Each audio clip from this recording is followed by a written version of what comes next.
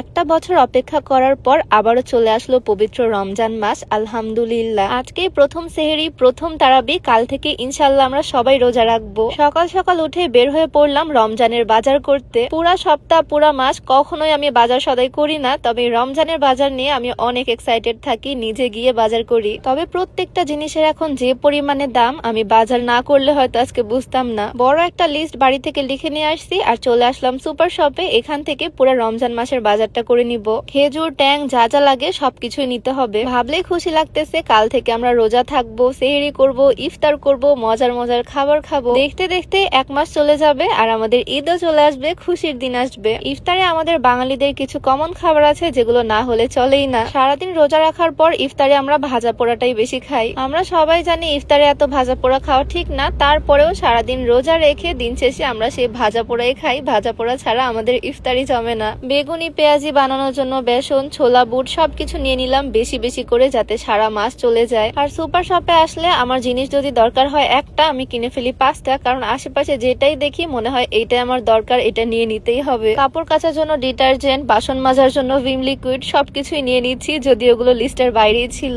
তেলের সবচেয়ে বড় বোতলটাই নিয়ে নিলাম। রমজান মাসে প্রচুর তেল লাগে, প্রচুর ভাজা পোড়া করা হয়। এই জন্যই তোমাদের ভাইয়া আমাকে বাজারে নিয়ে আসতে চায় না, কারণ আমি অপ্রয়োজনীয় অনেক কিছু কিনে ফেলি। যেটা সামনে দেখি সেটাই নিতে মন চায়, কি করব বলো। জামা কাপড় হোক বা জুতা, স্যান্ডেল কিংবা এরকম বাজার সদাই, আসলে আমার সবকিছুই কিনতে ইচ্ছা করে। অনেকেই হয়তো বলতে পারো আমি সংসারী মেয়ে না, আসলে আমার মনে হয় জীবনে টাকা পয়সা ইনকাম করি খরচ করার জন্যই। নিজের যেটা ইচ্ছা হবে সেটা কিনবো, যেটা যখন মন চাইবে বাড়ির মানুষদের কিনে দিব, সবাই মিলে হ্যাপি থাকবো, এই জন্যই তো ইনকাম করি, তাই না? ইফতারের জন্য আমি অনেক কিছুই নিয়ে নিয়েছি, আর এদিকে কিছু ফ্রোজেন আইটেমও নিলাম যেগুলো ইনস্ট্যান্ট ভেজে ফেলা যাবে ইফতারের আগে। সত্যি বলতে তোমাদের ভাইয়া সুপার শপ থেকে কেনাকাটা খুব একটা পছন্দ করে না। সে বলে সুপার শপে দাম বেশি হয়, সে বাজারে গিয়ে দেখে শুনে বুঝে কেনাকাটা করবে। তবে আমার মনে হয় এই জায়গাগুলোতে ভিড়ও কম থাকে আর এক ছাদের নিচ থেকে সবকিছু পাওয়া যায়, তাই আর কি আসি মাঝে মাঝে। নর্মালি আমাদের বাড়ির রেগুলার বাজার সদাই তোমাদের ভাইয়াই করে সব সময়। আমাদের এলাকায় মানে নাটোরে রবিবার দিন হাট হয়, হাটের দিনে আমাদের বাড়ির বাজার করা হয় ম্যাক্সিমাম টাইম। এই যে ফাইনালি এখান থেকে সবকিছু কেনাকাটা কমপ্লিট, আর এই বিশাল রিসিপ্টটা দেখো, এখানে বিল আসছে প্রায় 10,000 টাকা। তবে এখনো কেনাকাটা শেষ হয়নি, আরো অনেক কিছু নেওয়া বাকি। শরবত বানানোর জন্য লেবু নিতে হবে, বেগুনি বানানোর জন্য বেগুন নিতে হবে। তোমরা তো জানোই আমার প্রায় ভিডিওর মাঝে আমি এই স্লিমিনটিটা দেখাই, যেটা ওজন কমাবে সাথে গ্যাস্ট্রিকের সমস্যাটাও দূর করবে। এটা তোমরা বিউটি বাই লিম পেজ থেকে পেয়ে যাবা। পেজটা আমি ডেসক্রিপশনে মেনশন করে দিব, হোয়াটসঅ্যাপ নাম্বার স্ক্রিনে দেওয়া থাকবে। তো কেনাকাটা অর্ধেক শেষ করে রিক্সায় করে আমরা আবারও চলে আসলাম বাজারের মধ্যে। এখানে যে কি পরিমাণে ভিড়, আজকে হয়তো সবাই রোজার জন্য বাজার করতেছে।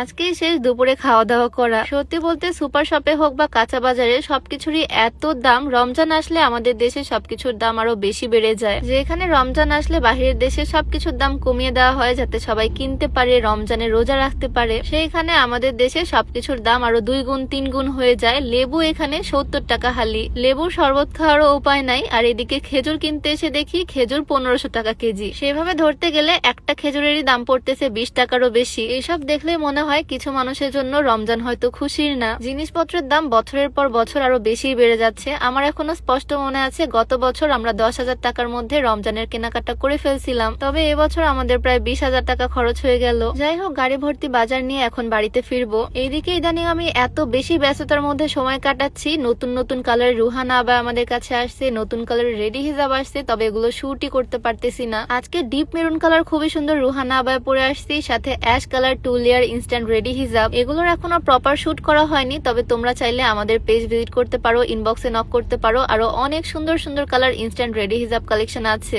এগুলো 2 লেয়ার রেডি হিজাব, তোমরা 3 লেয়ারও পেয়ে যাবা। আর এই সুন্দর সুন্দর আবায়ারও অনেক অনেক ভ্যারিয়েশন, অনেক কালার্স তোমরা পাবা। আমার বিজনেস পেজ মাহা আমি ডেসক্রিপশনে মেনশন করে দিয়ে রাখবো, তোমরা চাইলে ভিজিট করে আসতে পারো। যাই হোক, আজকে ছোট্ট ভিডিওটা না হয় এখানেই শেষ করছি। সবাই ভালো থাকো, সুস্থ থাকো, সবাইকে রমজান মোবারক।